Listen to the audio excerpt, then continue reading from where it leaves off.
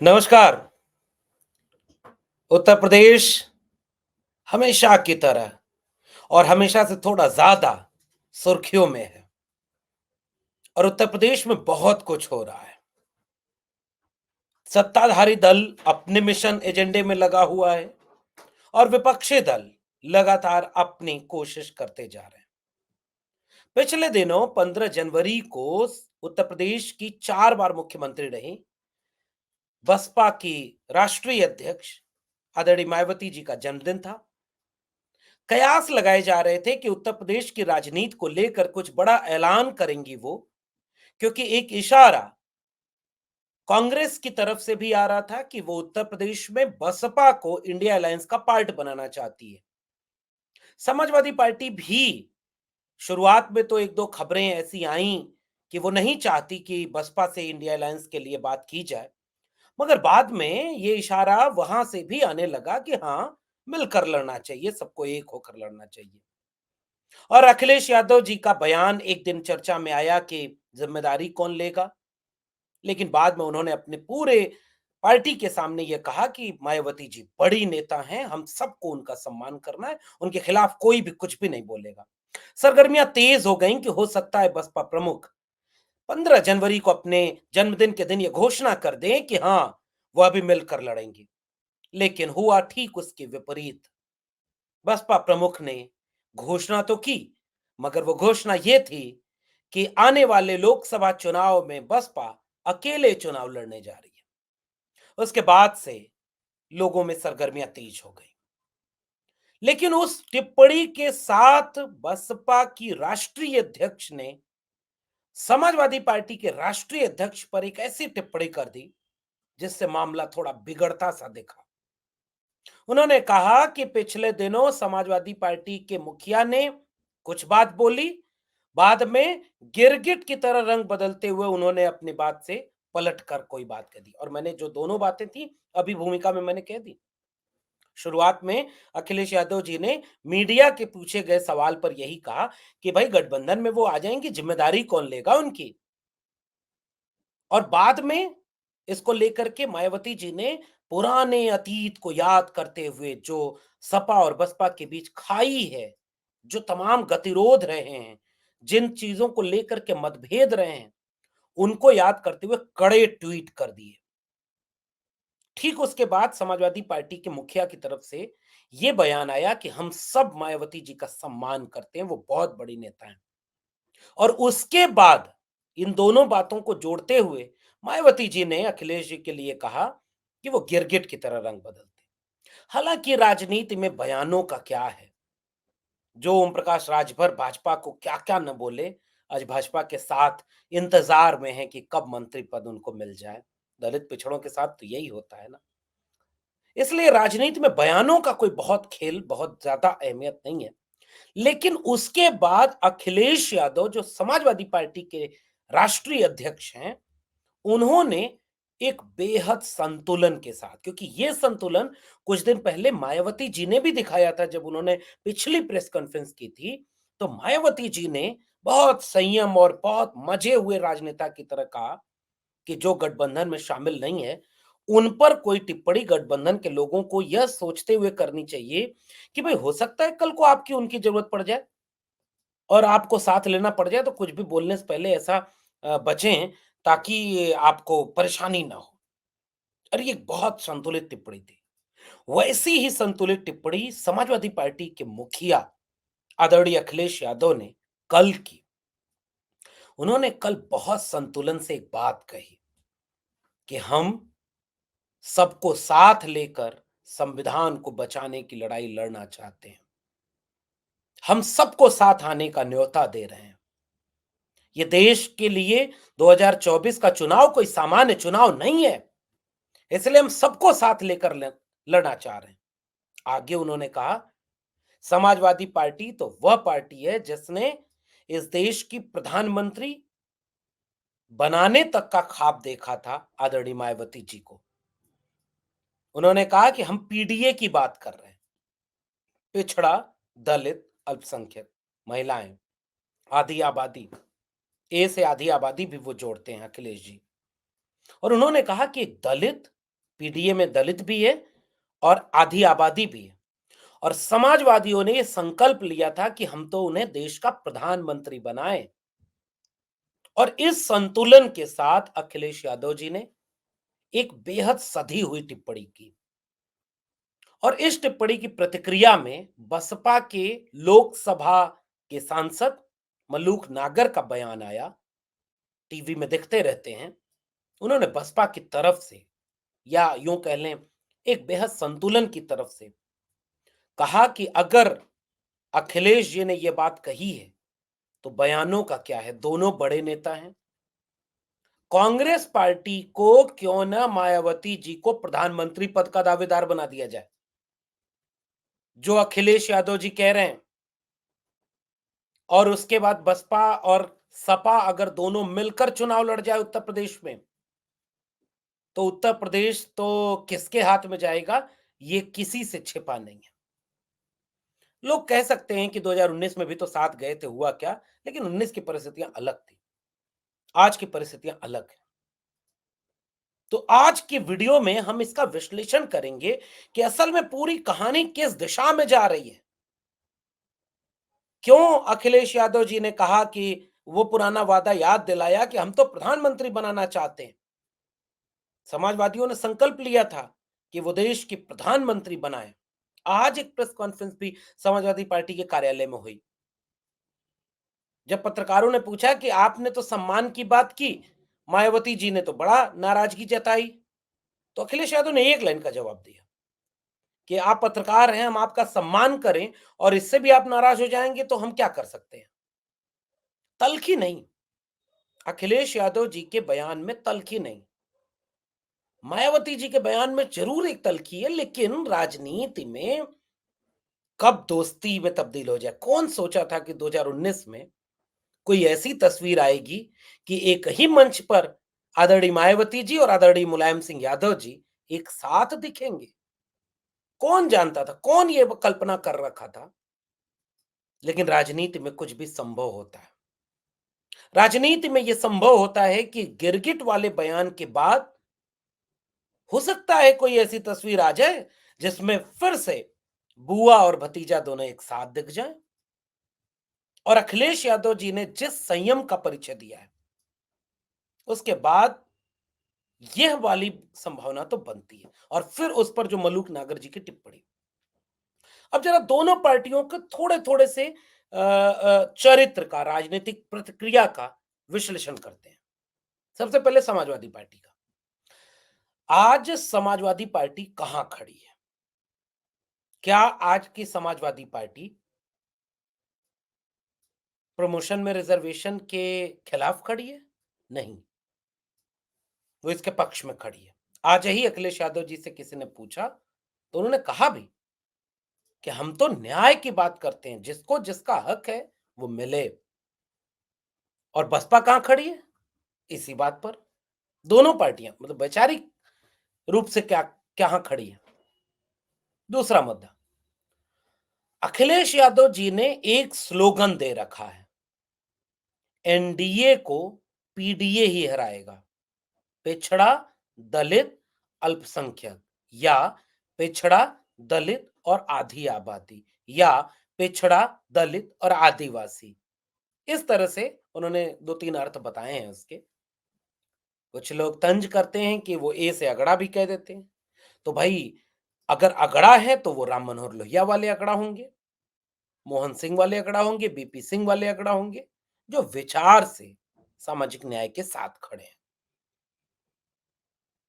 और विचार से कोई अगर आपके साथ खड़ा हो सकता है तो आप उसको लोकतंत्र में, और वो भी राजनीतिक दल, कोई सामाजिक क्रांति का ये कोई काम नहीं है। तो वो जो पीडीए है वो उनके विचारधारा को स्पष्ट करता है, पिछड़ा, दलित, अल्पसंख्यक। और बसपा बार बार अपने मिशन को याद करते हुए वहीं खड़ी है, दलित, शोषित, वंचित, कमेरा, अति पिछड़ा, पिछड़ा, वही अल्पसंख्यक। तो दोनों की वैचारिक जमीन फिर से वही है। तीसरा बिंदु, मुद्दे संविधान को बचाने की बात दोनों करते हैं। बहुजन समाज पार्टी एक ऐसी पार्टी है जिसकी एकमात्र पूरे देश की पार्टी है। दुनिया में शायद ऐसा कोई होगा जिसमें एक पॉलिटिकल पार्टी की रैली में संविधान की प्रतियां बिकती हैं, लोग सीने से लगाकर उस प्रति को अपने घर ले जाते हैं। वह पार्टी संविधान बचाने वालों के साथ खड़ी होगी, संविधान को बदलने और संविधान को कमजोर करने वालों के साथ तो कतई नहीं खड़ी है।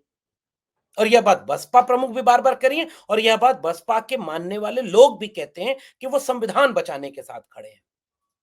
समाजवादी पार्टी, अखिलेश यादव जी लगातार ये बात कहते हैं कि वह भी संविधान बचाने के लिए देश में राजनीति कर रहे हैं। संविधान अगर नहीं रहेगा 2024 के चुनाव में, अगर बीजेपी जीत गई तो संविधान नहीं बचेगा। और अभी उन्होंने एक बहुत दिलचस्प बात कहनी शुरू की है कि समाजवादी पार्टी का नाम समाजवादी से जुड़ा हुआ है। तो समाजवाद संविधान की प्रस्तावना में है, समाजवाद संविधान की मूल भावना में है, समाजवाद संविधान की मूल आत्मा में है और इसीलिए वो कह रहे हैं कि ये समाजवादी पार्टी, इसको आप संविधानवादी पार्टी भी कह सकते हैं और हम संविधान की हिफाजत करने के लिए लड़ेंगे और लड़ रहे हैं। यहां भी सपा बसपा दोनों एक ही जमीन पर। चौथी बात, आज ही समाजवादी पार्टी के मुखिया आदरणीय श्री अखिलेश यादव जी ने पीडीए समाजवादी यात्रा को हरी झंडी दिखाई। बूथ पर काम कर रहे हैं, बूथ मजबूत करने के लिए। और जब भी आप राष्ट्रीय कार्यकारिणी का या राज्य कार्यकारिणी का, पिछला वाला भी, जिले का, जितना भी संगठन का ढांचा आप समाजवादी पार्टी का उठाकर देख लें, चूंकि इस पर खबर नहीं बन पाती क्योंकि मीडिया किसके हाथ में आप भी जानते हैं, इसलिए मीडिया बसपा को चाहेगी कि वो केवल दलितों की पार्टी बनाकर पेश करे, सपा को चाहेगी कि केवल यादवों और मुसलमानों की पार्टी बनाकर पेश करे, इसलिए जहां डाइवर्सिटी दिखेगी उस पर बात ही नहीं करेगी। अगर उनके संगठन में दलित, पिछड़े, अति पिछड़े, पसमानदा तबके के लोग, अल्पसंख्यक तबके के लोग भागीदारी ले रहे हैं, जिला अध्यक्ष हैं, राष्ट्रीय महासचिव हैं, उस पर खबर नहीं बनेगी क्योंकि लोग तो जान जाएंगे कि अरे नहीं भाई, समाजवादी पार्टी में तो यादवों के अलावा भी बहुत सारे लोग बहुत बड़े-बड़े ओहदे पर हैं। रामअचल राजभर से लेकर के, लालजी वर्मा से लेकर के, स्वामी प्रसाद मौर्य से लेकर के, जावेद अली खान से लेकर के, तमाम लोग, बड़े-बड़े इंद्रजीत सरोज, इतने बड़े नाम, नरेश उत्तम पटेल, राम गोविंद चौधरी। और वहीं दूसरी तरफ आप देखेंगे बसपा, तो बसपा को भी वही मीडिया लगातार ये कोशिश करेगी कि उसे केवल दलितों की पार्टी बनाकर पेश कर दे। लेकिन डाइवर्सिटी आपको वहां भी दिखेगी और यह डाइवर्सिटी दोनों को एक जगह खड़ी करना चाह रही है। तो यहां भी दोनों एक है। इसलिए क्या ऐसा नहीं लगता कि मलूक नागर जो कह रहे हैं, वहां भी कोई रास्ता खुल गया है, बचा हुआ है। और ये रास्ता खोला अखिलेश यादव जी ने, ये रास्ता खोला समाजवादी पार्टी ने। और अगर यह संयम बरकरार रखा गया, कांग्रेस पार्टी भी इस संयम को बड़ा दिल दिखाकर अगर तैयार हो, मान जाए, कल्पना करके देख लीजिए। अब आइए आपको एक एक काल्पनिक जोन में राजनीति के लिए चलते हैं क्योंकि राजनीति में कुछ भी अंतिम नहीं होता और राजनीति में कुछ भी असंभव नहीं होता। कोई स्थायी शत्रु, स्थायी मित्र नहीं होता। कल्पना करिए, कांग्रेस एक बड़ी पार्टी है, निस्संदेह बड़ी पार्टी है और मेरा मानना है कि सोनिया गांधी वाली कांग्रेस, राहुल गांधी वाली कांग्रेस, मल्लिकार्जुन खड़गे वाली कांग्रेस उस बड़े दिल को दिखाने के लिए तैयार भी है। कल्पना करिए, मैं एक हवा में तीर चला रहा हूं, हवा में तीर है। हो सकता है कि ऐसा कुछ भी ना हो सकता है कि ये बिल्कुल उथली बात हो, लेकिन अगर मल्लिकार्जुन खड़गे जो एक दलित समुदाय से आते हैं, दक्षिण भारतीय हैं, उनके नाम पर चर्चा की सुगबुगाहट उठ गई, तो देश में थोड़ा माहौल तो बदला कि पहली बार देश में कोई दलित प्रधानमंत्री भी हो सकता है। कल्पना करिए, मैं कल्पना करने को कह रहा हूं। कल्पना करिए कि राम मंदिर उद्घाटन के बाद, बीजेपी के सबसे बड़े पॉलिटिकल इवेंट के बाद, कल्पना करिए कि नाम एक तैरने लगे देश की फिजाओं में कि देश की अगली प्रधानमंत्री पहली महिला दलित प्रधानमंत्री होने जा रही हैं। आपको क्या लगता है इसका असर देश के चुनाव पर नहीं होगा? क्या उत्तर प्रदेश पर इसका असर नहीं होगा? अखिलेश यादव जी ने क्या यूं ही ये बयान दे दिया? वो एक बड़े नेता हैं, मुख्यमंत्री 5 साल रहे हैं, देश के सबसे जिम्मेदार, दूरदर्शी नेता की तरह उनकी एक छवि है। जैसे उस तरह की कद के नेता ने यूं ही नहीं याद दिलाया होगा कि हम समाजवादी तो चाहते हैं, चाहते थे और हमारा ये मिशन था कि हम इस देश को पहली महिला दलित प्रधानमंत्री दें। वो यूं ही नहीं, वो बयान है, उस बयान के गहरे नेतार्थ हैं। और वही बात मलूक नागर जो बसपा के सांसद हैं उनकी तरफ से भी कही गई। और कांग्रेस खुद उस जमीन पर खड़ी है। अगर कांग्रेस अपना एक राष्ट्रीय अध्यक्ष मल्लिकार्जुन खड़गे जैसे, बुद्धिस्ट है ना मल्लिकार्जुन खड़गे, आप कभी कर्नाटक के उनके अपने इलाके के काम देखिएगा, उनके भाषण सुनिएगा, उनको अंदर से जानिएगा तो आपको पता चलेगा कि मल्लिकार्जुन खड़गे कौन है और उनके आने से कांग्रेस में कितना बदलाव दिखता है, राहुल गांधी के आने से कितना बदलाव दिखता है। जाति जनगणना, मैं एक सूत्र जोड़ दे रहा हूं बस। आप राहुल गांधी को आज के समय में सुनिए, हर मंच पर वो जाति जनगणना की बात कर रहे हैं, दलित पिछड़े आदिवासियों को न्याय मिले। जाति जनगणना जिस पर बसपा प्रमुख आदरणीय मायावती जी भी यही बात करती हैं कि जाति जनगणना होनी चाहिए। हमारी सरकार थी तो हमने न्याय करके दिखाया। अब वाली सरकार तो 5 किलो अनाज पर गुलाम बना रही है देश को। ये अभी उसी प्रेस कॉन्फ्रेंस में मायावती जी ने कहा। और जाति जनगणना का समर्थन करती है बसपा, ये मायावती जी का स्टैंड है। और अखिलेश जी लगातार जाति जनगणना पर अपना प्रशिक्षण शिविर कर रहे हैं। लगातार उन्होंने सामाजिक न्याय और जाति जनगणना रास्ता स्लोगन दिया है। जाति जनगणना पर वो कह रहे हैं कि जब तक सबको उसके हिस्से का हक नहीं मिलेगा, ये हजारों साल का अन्याय न्याय में नहीं तब्दील हो सकता। पीडीए यात्रा आज निकल रही है, उसी पिछड़े दलित और अल्पसंख्यक को न्याय दिलाने की यात्रा। तो जब तीनों पार्टियां एजेंडा में एक जगह खड़ी हैं, तीनों संविधान बचाना चाहती हैं, तीनों न्याय दिलाना चाहती हैं, तीनों गरीब, कमजोर, मजलूम, दलित, पिछड़े आदिवासियों के हक के पैरोकारी में खड़ी हैं, तो कांग्रेस अगर ये बड़ा दिल दिखा दे, तो क्या राजनीति में यह संभव है कि उत्तर प्रदेश की राजनीति का समीकरण ही बदल जाए? कांग्रेस का क्या नुकसान होगा इसमें? कुछ भी नहीं। उत्तर प्रदेश में कांग्रेस कहां है? साथी बनकर खड़ी है। कल्पना करिए कि संयोजक बना दिया जाए नीतीश कुमार को, चेहरा मत घोषित करिए, राजनीति में सब कुछ घोषित करके नहीं होता, संकेत होते हैं बहुत कुछ, उन संकेतों से राजनीति होती है। संकेत ही तो किया है समाजवादी पार्टी के मुखिया ने, संकेत कर दिया उन्होंने, सम्मान करेंगे हम, आखिरी दम तक सम्मान करेंगे, इससे बड़ा क्या है? संकेत कर दिया है कांग्रेस की तरफ से लोगों ने कि हम सबको साथ लाना चाहते हैं। इन संकेतों के बाद अगर कोई ठोस बातचीत हो जाए, तो क्या राम मंदिर के बाद आपको नहीं लगता कि उत्तर प्रदेश ही नहीं, आने वाले आम चुनाव के लिए समीकरण बदल जाएगा? अब एक आखिरी बात, आप कहेंगे ये संभव नहीं होगा तो क्या होगा? चुनाव तो तब भी होगा। बसपा अकेले लड़ेगी।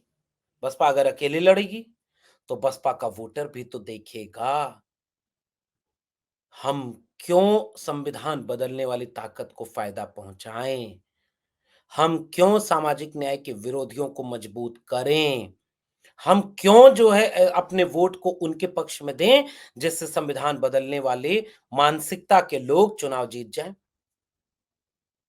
और जो लड़ता दिखेगा, राजनीति बदल गई है भाई। राजनीति 30 साल पहले की नहीं है। राजनीति बदल गई। राजनीति बदल गई है तो इस बदली हुई राजनीति में बदले हुए रणनीति के साथ अगर उत्तर प्रदेश में खेल हो गया तो ये और अगर ये सब हो गया ना तो ओम प्रकाश राजभर भी इधर आ जाएंगे। यकीन मानिए, मंत्री पद अभी तक नहीं मिला है, लौट आएंगे और वो इतनी जल्दी लौटेंगे जिसका कोई भरोसा नहीं। कई कई बार कहा है उन्होंने, सपा बसपा एक हो जाए, मायावती जी को प्रधानमंत्री पद का उम्मीदवार बना दीजिए, देखिए हम भी साथ आके लड़ेंगे।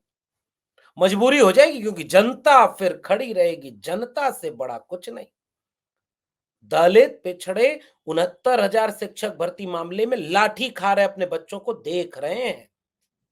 लाठी खा रहे अपने नौजवानों को देख रहे हैं, संविधान की ऐसी की तैसी होते देख रहे हैं।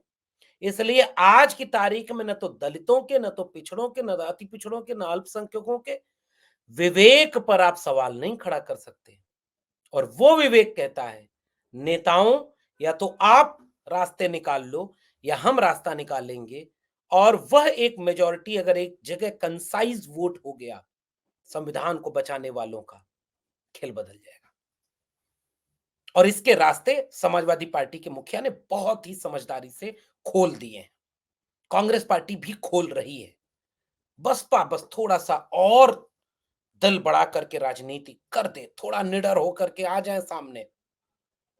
आज की तारीख में हिम्मत नहीं है, 2 ईडी सीबीआई की रेड डालोगे, कैडर मोबिलाइज हो जाएगा। और अगर मायावती जी को जेल में डालने जैसी कोई हिमाकत कर दी, तो देश की राजनीति बदल जाएगी। और इतने से ही एहसास मायावती जी को करना है। आज भी पूरे देश की राजनीति में जितना बड़ा कद बसपा प्रमुख का है, कोई जेल-वेल उसके सामने कुछ नहीं है। जनता सड़क पर होगी, कोई रोक नहीं पाएगा। और ये विश्वास अगर बसपा प्रमुख का हो जाए, 19 में हुआ था, दोनों एक हो गए थे। ये जो लोग कहते हैं कि डर रही हो, नहीं डर रही हैं। आज भी ये रास्ता खोला है समाजवादी पार्टी के मुखिया ने। और अगर इस रास्ते पर कोई समीकरण बन गया तो खेल बदल जाएगा। आपका क्या मानना है नीचे कमेंट बॉक्स में बताइएगा। फिर मिलेंगे किसी और टिप्पणी के साथ। तब तक के लिए बहुत-बहुत धन्यवाद।